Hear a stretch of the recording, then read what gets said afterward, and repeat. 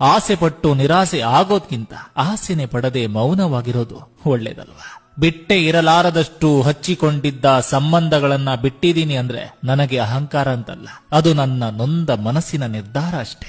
ದೇಹದ ಮೇಲೆ ಬೀಳುವ ಪೆಟ್ಟಿಗಿಂತ ಮನಸ್ಸಿನ ಮೇಲೆ ಬೀಳುವ ಪೆಟ್ಟು ತುಂಬಾನೇ ನೋವು ಕೊಡುತ್ತೆ. ಇನ್ನೊಬ್ಬರ ಬಗ್ಗೆ ಮಾತಾಡುವುದು ಬಿಟ್ಟಾಗ್ಲೆ ನಿನ್ನ ಮಾತಿಗೆ ಒಂದು ತೂಕ ಬರ್ತದೆ. ಬಡವನಾಗಿ ಹುಟ್ಟಿದ ಮೇಲೆ ದುಡಿಯುವುದನ್ನ ಕಲಿಬೇಕು, ನೆಮ್ಮದಿ ಇಲ್ಲದ ಮೇಲೆ ನಗುವುದನ್ನ ಕಲಿಬೇಕು. ಜವಾಬ್ದಾರಿ ಅನ್ನೋದು ಬಂದಾಗ ಆಸೆಗಳೆಲ್ಲ ತಾನಾಗೆ ದೂರ ಆಗ್ತವೆ. ಪರಿಚಯ ಆದಾಗ ಕೊಡೋ ಪ್ರೀತಿ ಕೊನೆವರೆಗೂ ಇರಲ್ಲ. ಯಾಕೆ ಗೊತ್ತಾ? ನಾವು ಅವರಿಗೆ ಮೊದಲು ಇಷ್ಟ ಆಗ್ತೀವಿ, ಆಮೇಲೆ ಕಷ್ಟ ಆಗ್ತೀವಿ. ಯಾರನ್ನ ಎಷ್ಟು ಹಚ್ಚಿಕೊಳ್ತೀವಿ ಅನ್ನೋದ್ಕಿಂತ ಹಚ್ಚಿಕೊಂಡವರೆಲ್ಲ ಕೊನೆವರೆಗೂ ಜೊತೆಗಿರಲ್ಲ ಅನ್ನೋದು ಅಷ್ಟೇ ಸತ್ಯ.